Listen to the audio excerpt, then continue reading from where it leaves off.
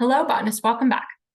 Our focus today is going to be on essentially the structure of a phylogenetic tree or a cladogram. Let me just start screen sharing.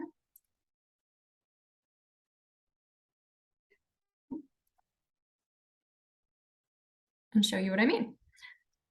So I'm going to use those terms interchangeably.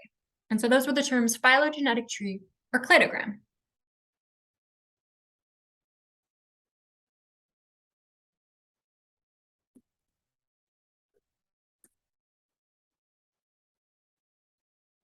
And we're going to be building some, we're going to be looking at pictures of some in just a moment.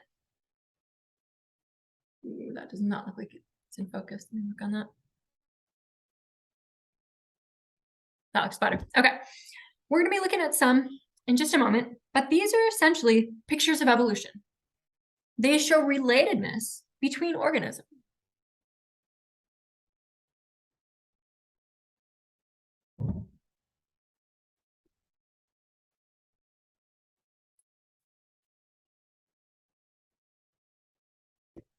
So they're showing how organisms are related to each other. They're showing how they've diverged over time. From a practical standpoint, they can really be informative to us. Say if we're looking at plants that have interesting chemicals and say we're searching for something that might have interesting chemicals that could form medicines. Well, if we know who the closest relatives of those plants are, we might look at them and check out their biochemical properties and see if they have interesting chemicals too. So there are practical implications for this too. Or say we're looking for disease resistant in a crop, right? If we know who that crop's relatives are, we might look in their populations to see if they have some resistance and if we can incorporate it into that crop that's getting damaged by a pest. And let me just show you a very old phylogenetic tree or cladogram. And it's not this one, it's this one right here. This is a very old phylogenetic tree or cladogram. This is from the 1800s. I can't remember exactly where. You can see there is one branch or one base to the whole tree of life. And this particular one has it branching into three major groups, right? Plants, protists, and animals. Well, those are terms that we still use today. We're going to be using them as we go forward in the future and start looking at diversity, different organisms. But we're going to see something a little bit more updated, a little bit different.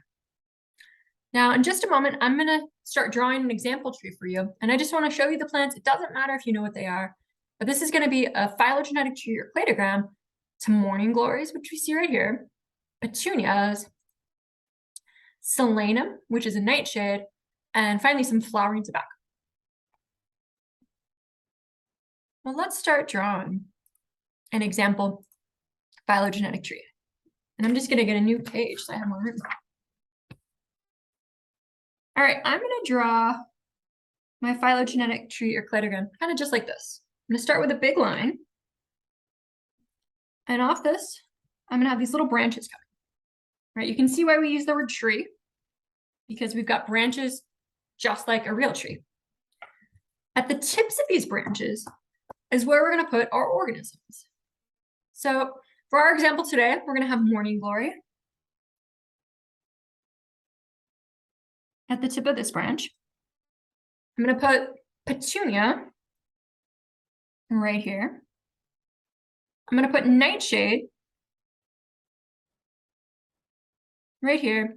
And finally, I'm going to put that flowering tobacco on this branch right here. So these are pictures of evolution, and they show how these organisms have diverged over time. Now, there is an element of time to this too, so I'm just going to add another arrow down here that says time. Because as we move down our tree, we're going back in time.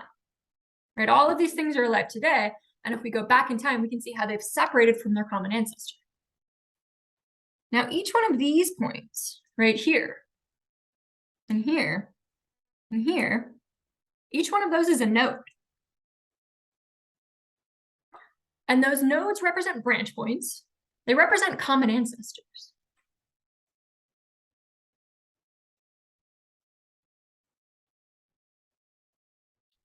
And so if we think about this tree, right, we've got one common ancestor right here. This is that oldest common ancestor. This is the common ancestor to all four of these. To morning glory, petunia, nightshade, and tobacco. right? Morning glory branched off first. Then we have to go up closer to the present to find the common ancestor. This is another common ancestor. Thinking about time, right? This common ancestor existed closer to the present than this one. And this represents the common ancestor to petunia, nightshade, and tobacco. Finally, this is a third common ancestor on here. This is the common ancestor to nightshade and tobacco alone. Right, and this is the most recent one, right? The most recent one, because this is closest to the present. Well, in a second, we're going to add in some characteristics, but I want to talk about a couple things, a couple different ways to understand this. Now, for this particular example, these three, petunia, nightshade, and tobacco, are going to be what we call our group of interest.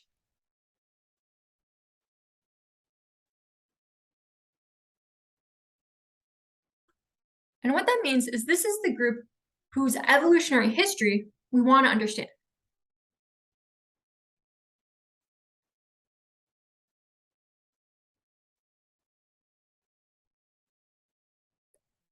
So we want to understand their evolutionary history. We want to understand how they're related to each other, how they've diverged from each other over time. So these are the three that we're trying to understand, right, where these branch points, these nodes might be. For this particular tree, morning glory is going to be what we call our outgroup.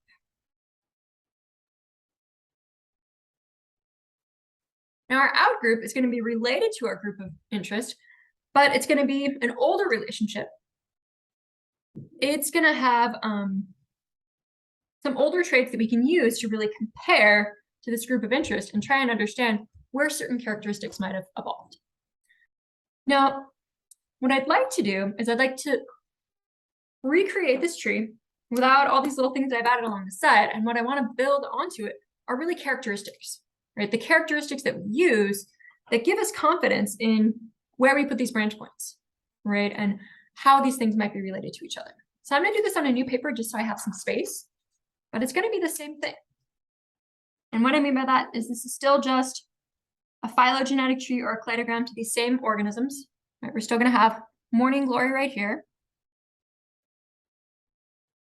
Still going to be our outgroup. And in this example, we're going to have petunia,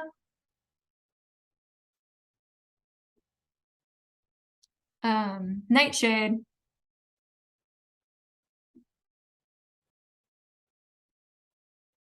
and tobacco right here. Right, so I just recreated what we already had. Morning glory is still our group of, or our outgroup. These three are still our group of interest, and these still represent those common ancestors.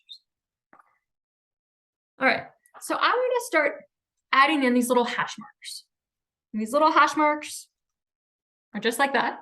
Okay, these are hash marks, and these are going to show us where a particular characteristic evolved. Now, one thing that all of these organisms share is that they all have fused petals.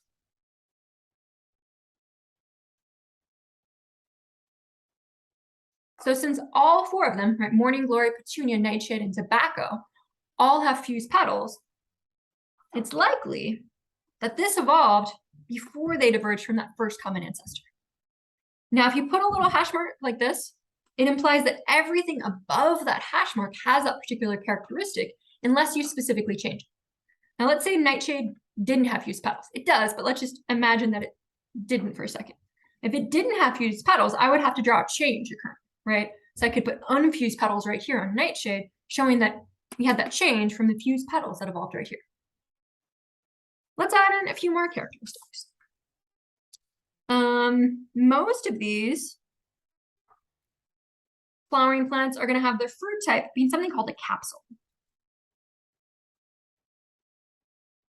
And a capsule is just a fruit that opens up. It doesn't really matter at this point. We'll learn about fruit types later in the course, but just about everything on this tree has a fruit type as a capsule. So I put that little hash mark down here below the common ancestor that they all share. But one of them doesn't, and that's our friend nightshade up here. Nightshade doesn't have their fruit as a capsule, so I am going to draw a new hash mark. Nightshade actually has a berry. So because they're different, I'm going to put fruit equals a berry right here. Well, let's add in some more characteristics here. Now, everything in our group of interest, petunia, nightshade, and tobacco, all have lots of seeds per fruit, or many seeds per fruit.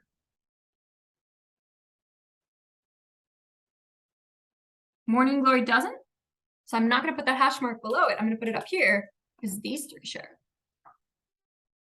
All right, another characteristic that petunia, nightshade, and tobacco all share, they're all glandular hairy. And you know this if you've ever planted petunias, right? They're kind of sticky to the touch. The same is true of nightshade and tobacco. It's actually true of their entire family. All right, something else that I'm going to put in here. Nightshade and tobacco, as you might be aware, both have toxic chemicals in them. So I'm going to put toxic right here.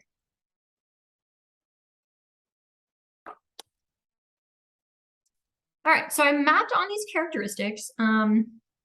I tend to use things that I could see with my naked eye. I guess I can't see toxic, but that is something that's pretty well known about those plants, so that's why I put it in there. But it could be any sort of characteristics. Most of the time, these are made using genetic data these days. For a lot of the examples that we're going to use in this course, I'm going to use more things that we can see with our naked eyes because that just tends to be how I approach the world.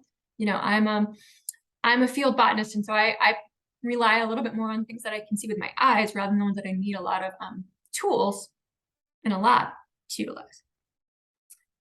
Ultimately, you know, it's these changes in character state that allow us to build these trees, right? That allow us to see what organisms share and kind of think and hypothesize about where these branch points belong.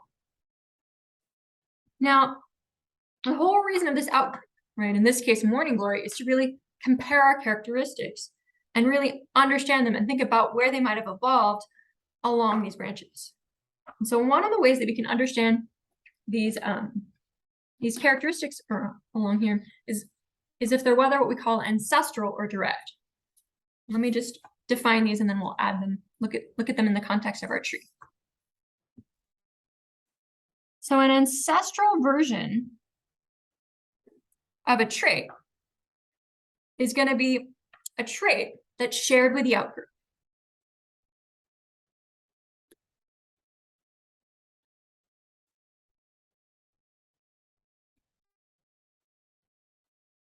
So that's one way we can understand these different versions of these traits. The other version of this is going to be what we call derived. Now, derived traits are going to be different from the outgroup.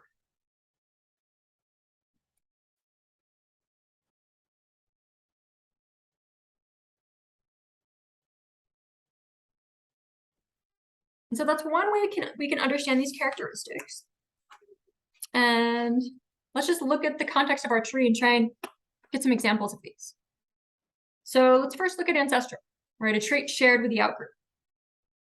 Well, traits that are shared with the outgroup are going to be these ones down here. So either fused petals or having your fruit type as a capsule is a great example of an ancestral character state. So an example here could be fused petals or fruit being a capsule. Right? Those are characteristics that are shared with the outgroup. They're not different. What about something that's derived, right? That's different from the outgroup. Well, these are going to be all of these character states that evolve up here. Right? So anything that's above that branch point would be a great example of that. So glandular hairy, many seeds per fruit, toxic, and berry would all be examples of derived character states. I don't know if I'm going to write all those. I'm just going to write a few. So here, glandular hairy, and toxic would be good examples of derived character states, but we know that there's more from looking at that tree. Well, let me give you one final thing before we call it a day with this video. The last term that I want to give you, thinking about the context of these trees and the way we can understand them in the context of evolutionary history, is this term monophyletic group.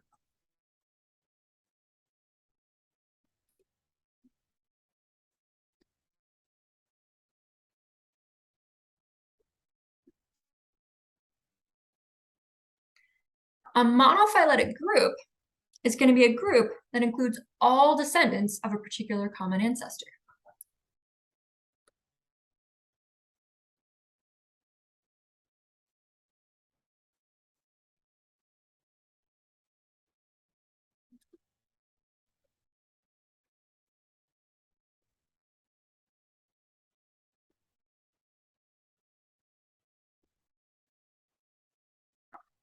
So monophyletic groups, including all descendants of a particular common ancestor.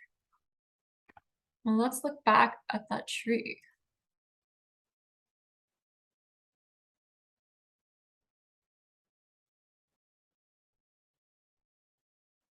Okay, so here's our tree right here that we drew on paper. Remember, we've got our common ancestors right here, here, and here.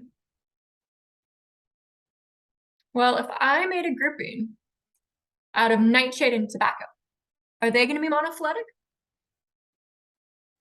They are, right? They have a common ancestor right here. And if I made a grouping out of them, that would be all of those descendants. That would be a monophyletic group. Let's get another example. What kind of group are petunia, nightshade, and tobacco? Well, they are also monophyletic. We have to go back further in time than this common ancestor right here. We have to go to this one right here. This is the common ancestor that all three of them share. And all of those descendants are in one group together, so that's a monophyletic group. Well, the biggest, most inclusive monophyletic group that we can make with this tiny little tree, this tiny little data set, would be a grouping including morning glory, petunia, nightshade, and tobacco. We'd have to go back further in time, right here to this branch point, right to this common ancestor. If we included all of them, it would be a monophyletic group because it would be all descendants from that particular common ancestor. And I put this little note here where you can answer the question, how many monophyletic groups are there, by counting the number of common ancestors. So in this tree, we've got 1, 2, 3 common ancestors. So there's three monophyletic groups. This one right here, from this common ancestor right here. This one right here, from that common ancestor right here. And our smallest monophyletic group right here, from this common ancestor right here. All right, that's it for today. We're going to add in more layers of complexity upon this. We're going to see and practice with data sets and actually build some of these, but I kind of want to just get you oriented to the structure, kind of thinking in trees. Have a wonderful day.